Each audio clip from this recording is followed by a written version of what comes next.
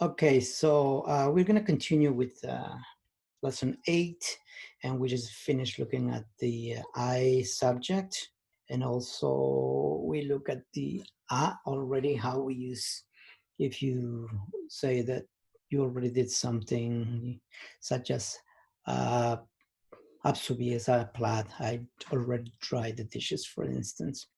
And we're going to be looking right now at the you subjects. As I said, we just look at the I subject, which was right? So if you just, it's a bound pronoun, and you add that to an end of a vowel of a noun, but we use it mostly in nouns, and we'll see later in later lessons how you can do that on a noun. But now we're going to be looking at you, and the bound pronoun is just the you. Ooh. And this is the informal you. So if you're going to use this one, don't use it with somebody who's older than you are. I would not use it with my father or my grandfather or somebody older than I am. So I would typically use the you with somebody who's at my age or somebody who's younger. Okay, so again, we're going to start looking at some of the sentences and how the use subject is used. So here we go. So for the first sentence, we have a question there. So is, do you want a tortilla? And remember, cas, it's in the habitual form. And so if you want to ask somebody, do you want a tortilla? What we do is we add the you to the verb. Again, just remember that that's how bound pronouns are used. We already look at he distal, he, she distal, he, she proximate, and previously we look at the I form. So now it is you informal. So just pay attention to that, please. That is not a formal you right here. We'll of course learn that later. So, okay, so the next sentence, you left the book in the and the pen behind. And it's the one. Remember that? So in Zapotec, I would say saan lieber con plum. There's saan, right? So it's in the perfective, saan, and then the you again is bound or attached to the verb. So all of this, they're pretty much the same. So the next one, are you following a medical diet? Kapaano eh? Kapaano eh? Okay, next, are you getting hungry? Caldiano eh? Caldiano eh? Or you can say candiano eh? That's an irregular verb. So again, just, if you have any, if you're forgetting which ones are the informal verb that are changed in the progressive, go back to the previous 2 lessons, and hopefully that you'll remember everything. Okay, so let's continue. So again, I read the details.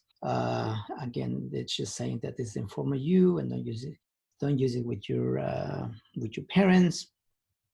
And then here we go over some of the changes, just like the one we did using the I, and the sometimes the pattern of the vowels changes as we used it in different sentences. So if you just the best way to hear and distinguish those patterns is by listening when somebody, or like now, well, I'm gonna be saying each of them slowly. Hopefully that you can hear how the pattern, the vowel pattern changes. For example, here we're saying the creek, and the check pattern used in their combination form with its creek and check vowel pattern before you, and now it's going to change. So let's hear it. The teacher boiled the water, so psudiev mesnis. Next, psudievinis. And now with the U, it's psudievinis. Listen again. Psudievmesnis. psudievinies, and psudievinies. So just pay attention that, you know, it's sometimes it's really hard to hear, but as you listen, your ear will get used to this different pattern, and you will be able to recognize them and say them. Okay, we have another set here of 3. Rulas bunyamna, rulas bunyamna, rulas ngamna, rulas ngamna, rulas umna, rulas umna. Okay, it's not as creaky as the other 2. Okay, so we have other combinations that changes here. So psudievienes. Again, psudievienes. Rulazamna. Rulazamna is not that creaky.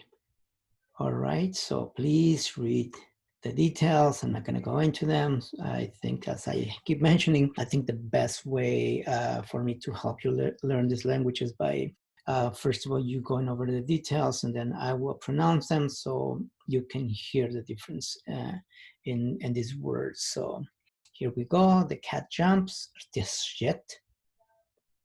One more time. Next.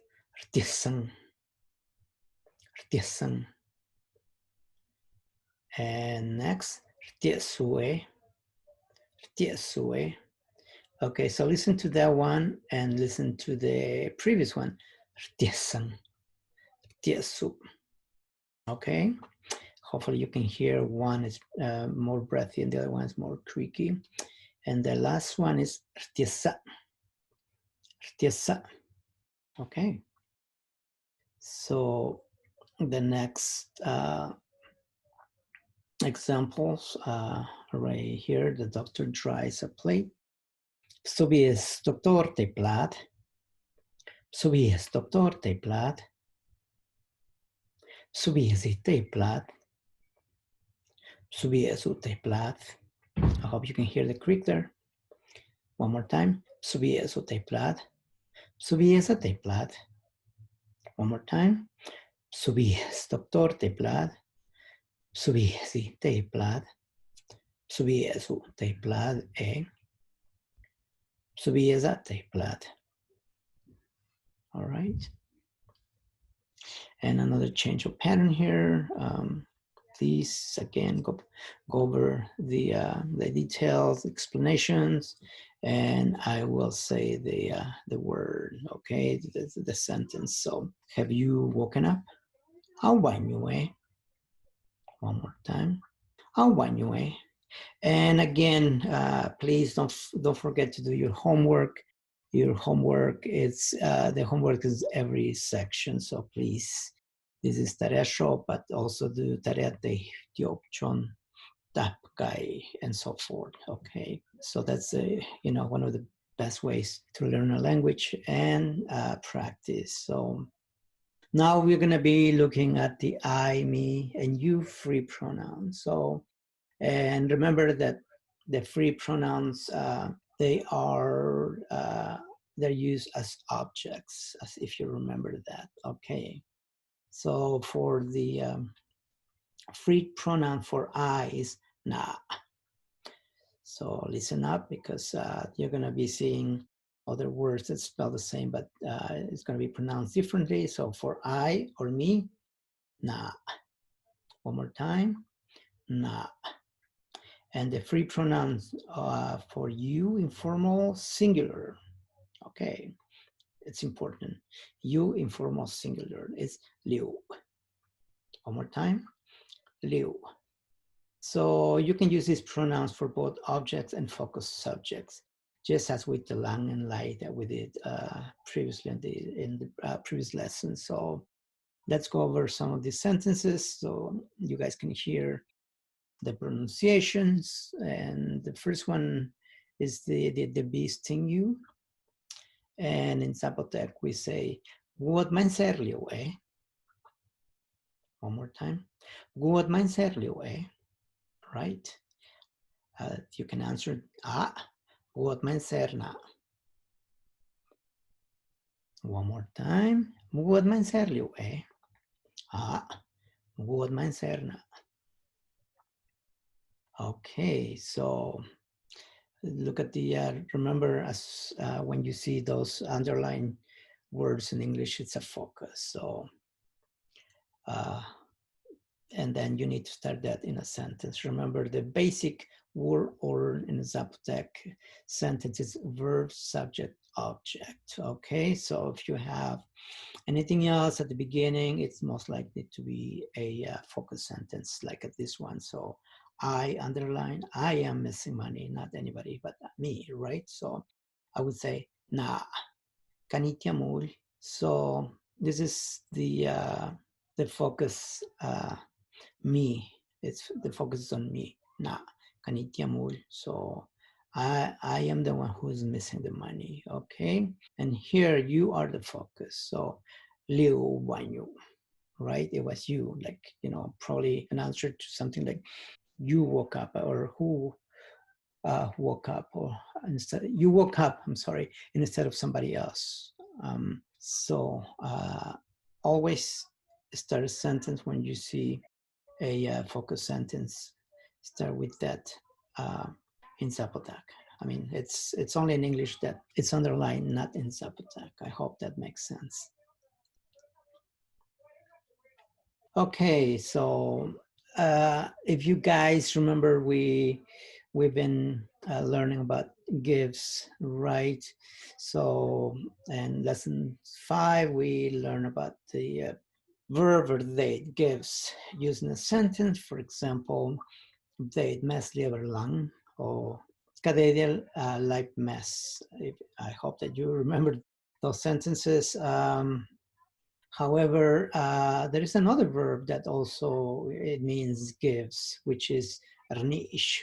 Okay, so there's a big there's a difference between these two words. So it's if you want to talk about someone giving something to yourself, like you're the receiver, right? So you use this word. So just think about it in a way of it's coming to you.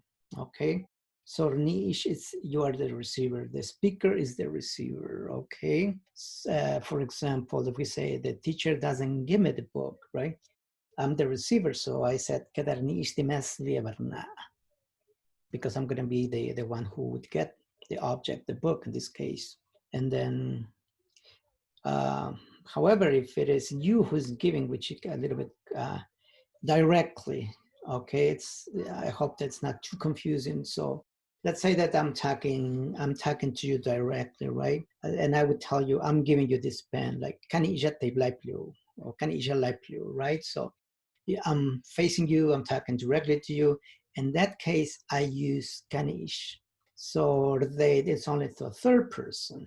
I hope that makes sense. I know that it's a little bit confusing, and as I said, hopefully that it will make sense to you.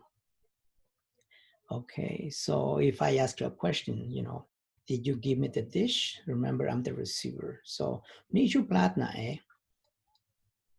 Okay, so when the recipient is one of the people involved in the conversation, use niche, as I said, you know, instead of a date. They refer only to giving something to someone other than the speakers of the hearer. So if it is a communication between two people, you know, I'm giving you a pencil, I'm giving you a book, I would say, like right? Or okay, because I'm the receiver, but I use that niche also with you if I'm talking to you directly. So I hope that that makes sense, and do this homework that hopefully it will make it clear. And I think that's the only way that you know, you'll be able to know whether you use it correctly or not. And then we have the plural nouns.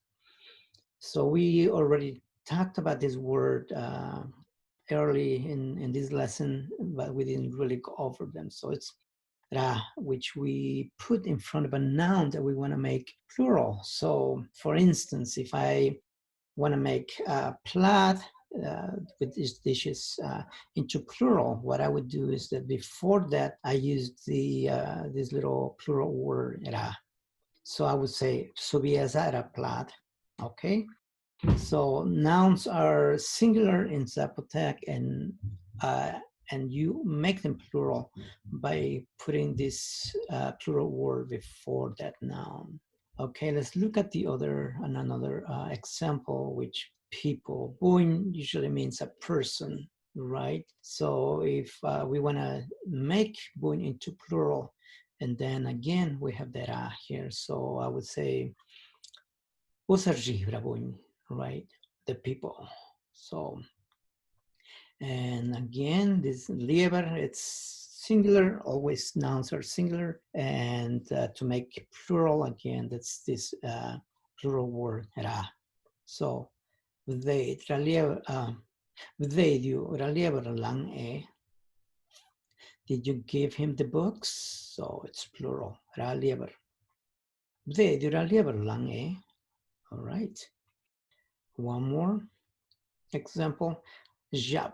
If you guys remember, we talked about Jap, the girl, right? So that's how we make it plural, the girls. Rajab kaseitisa. And it's a focus sentence because we begin the sentence with the girls. So, Rajab kaseitisa.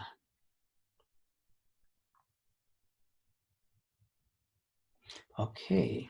So if you are saying, like, you remember what we used to, we went over the that or this and that dog, this dog, that dog,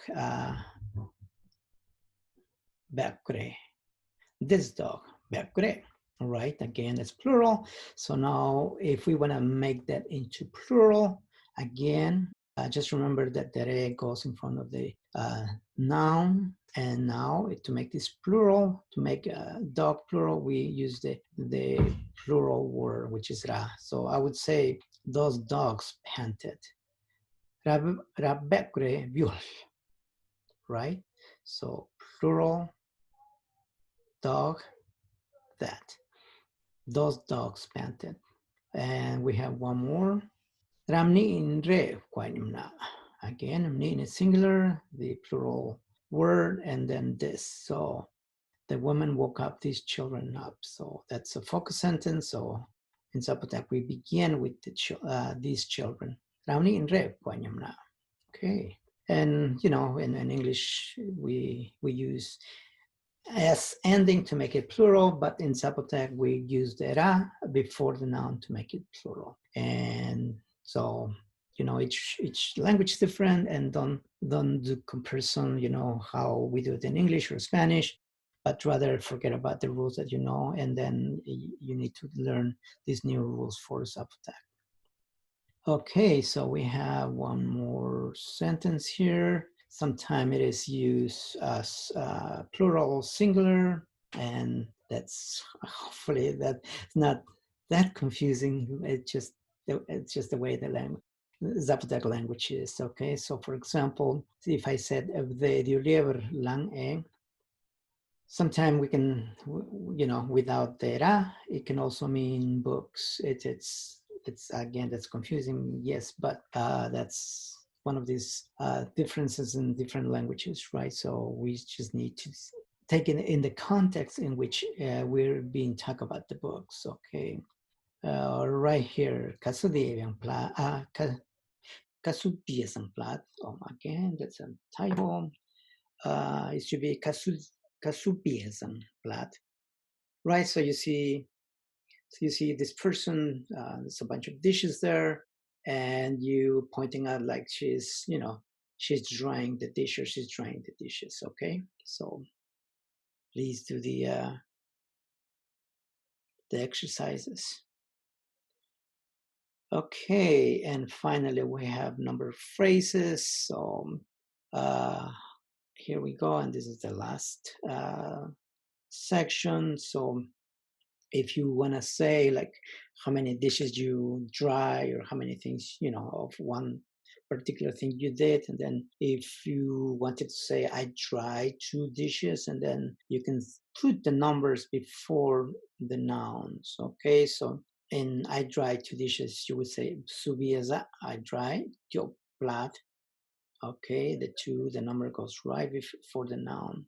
Again, the next example it says, Vdede chong liever lang. I gave him 3 books right here before the liever. And then, so if I say, Kasej Shon Jap, there's 8 girls are learning Zapotec. So Jap, and then we are saying like 8 girls, okay? So remember that the number of a thing or noun goes just right before that. And also here, we can put that at the beginning, okay, and that's a focus sentence. That those should be underlined, but they're not, so it's a focus sentence. Again, I gave him these 3 books. One more time. I'm going to start from the, let me do this last one, and then I'm going to go back and say them a couple more times for you to hear. So 8 girls are learning Zapotec. Shonjap Kaseidishsa. Okay, so one more time. Diopaplat subieza. Diopaplat subieza. Chon lever rev de dialang. Chon lever rev de dialang. Shonjap Kaseidishsa. Shonjap Kaseidishsa. All right, so that concludes our lesson. So please keep it up, do your homework, and go back to, if you're still confused about how bound pronouns are used and also the free pronouns, just go back to the lesson 7, and it's all explained in that lesson, and I hope that this lesson makes sense. Okay, until next time, bye.